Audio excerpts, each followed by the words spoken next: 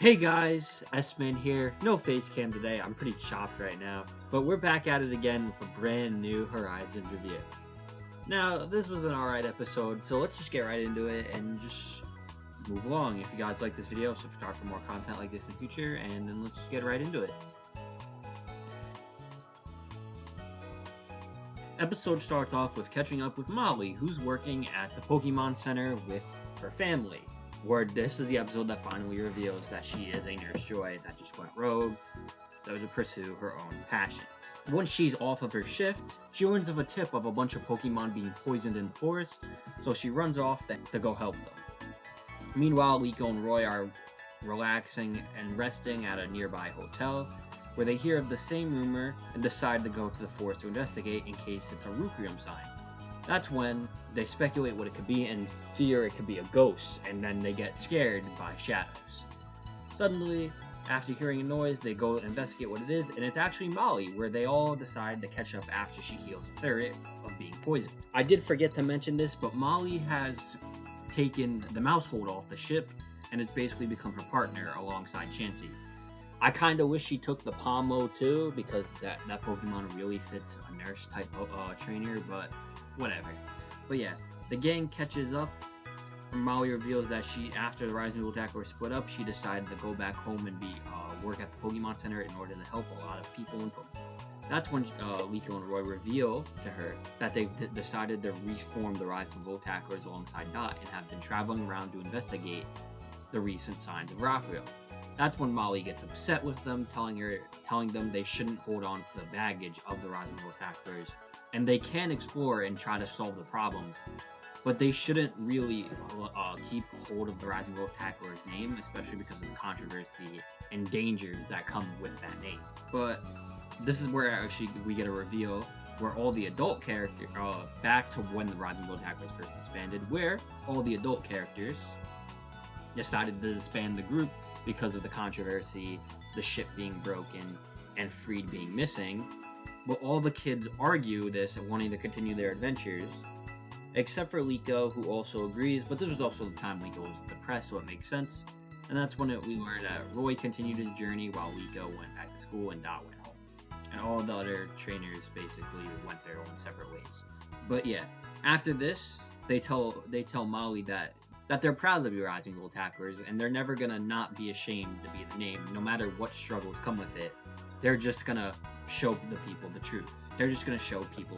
That's when suddenly they hear a bunch of Pokemon hurt, so they go to investigate. They find a bunch of poisoned Pokemon, and Mollie, he starts healing them all, when suddenly a Vileplume comes out, revealing that it was the one who poisoned them all.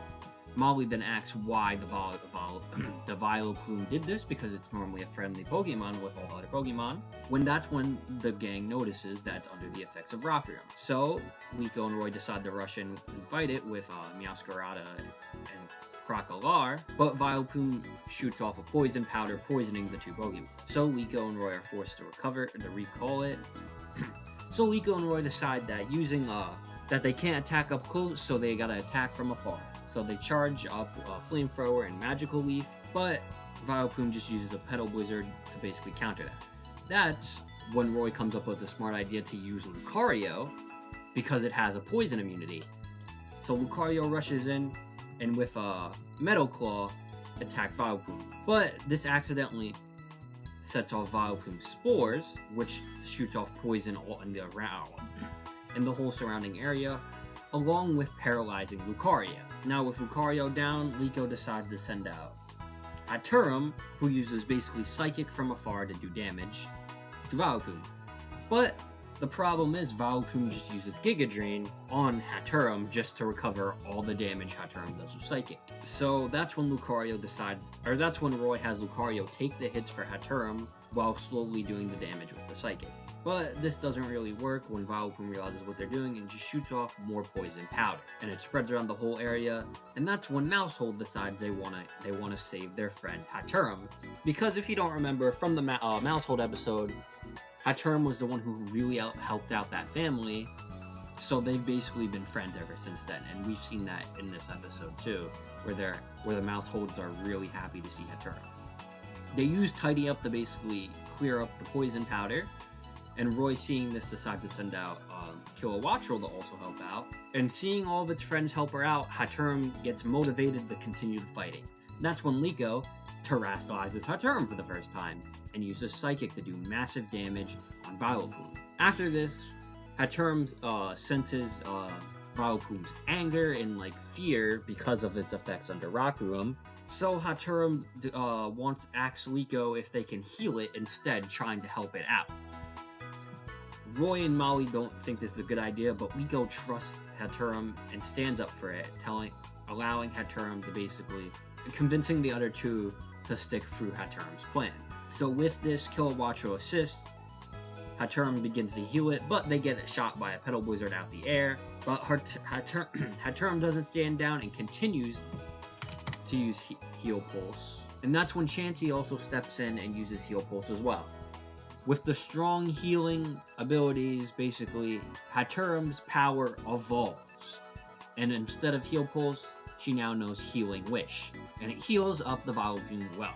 But it's still under the effects of Rock Room, so Terrapago steps in and basically cures it with its After this, Vileplume passes out from exhaustion, so Mollie and the gang take it to the Poke Center, where Liko and Roy hear two trainers talk about a new item called Spears.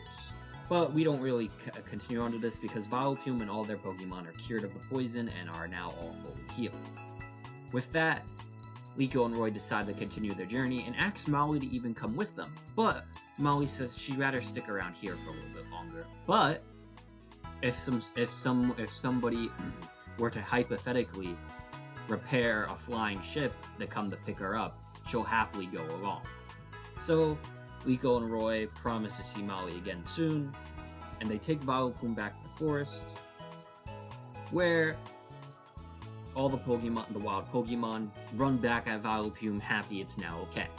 That's when things start to click for Roy, realizing why are these wild Pokemon even getting the effects of Rock Room, especially so far away from the original Rocket Wolf spot. And that's when Liko and Roy uncover and exceed the facility. But yeah, that's really all that comes. That's that episode. So let's move on to the pros and cons. For cons, I think the battle was kind of boring. Especially because Vileplume isn't that strong of a Pokemon, and it was basically taking out. And it basically was holding its own against all of Liko and Roy's Pokemon. None of them really were had an advantage. And the only one who did, Lucario, immediately got paralyzed, so they just wrote him out the battle. But yeah, that was my really only con. Kind of a boring battle. And for pros, I really liked Mollie in this episode. Finally good to get that full confirmation that Mollie is a member of the Nurse Joy family, along with full confirmation about why and how the Rising Attack was fully split up. It was nice to see that. And yeah, Liko and Roy are really neutral to me in this episode. I liked that Mollie had Mousehold with her. Should have also had Pomo, but yeah. And it was also really good to get some development for Haturum. Definitely gonna evolve soon. I can see it evolving within the next 10-ish episodes, because this is what happens or if not evolving, we get a big major development battle-wise. Maybe they go back to Galar and Liko learns to Gigantamax, who knows. But, yeah. Cool to see the kids finally, or one of the kids finally use our secondary Pokemon for terrestrializing. Because they've only ever really used the Aces. Along with that, Roy's only really ever used Lucario to Mega Evolve. But yeah, that's all I really gotta say for that. And, yeah, it was an alright episode. Not the most action-packed and impactful, just a nice little fun episode where we catch up with Mollie, and it pushes the kids to wanting to reestablish the Rising Attackers more, and even sets up next episode, which is a heavy Explorers episode. But yeah, I'll give this episode 7 out of 10. It was pretty good, enjoyable watch, and yeah, that's all I really gotta say. So I hope you guys like this video, subscribe for more content like this in the future. S-Man, signing off.